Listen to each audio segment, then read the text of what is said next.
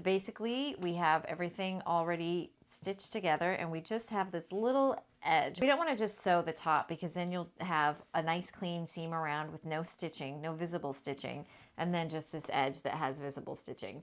So what we're going to do is we're going to camouflage it by sewing all the way around. So go ahead and you can actually start at the top and you're basically just going to do a regular straight stitch all the way around. Now remember to do a back stitch to keep your stitching in place. And then just a straight stitch. Now be sure that when you get closer to the edge that you're wanting to tuck in, make sure that everything is tucked in so that when you sew it, it actually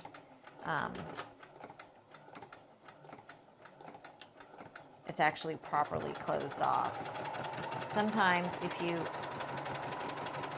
lose track, you might get some thread sticking out. You don't want that.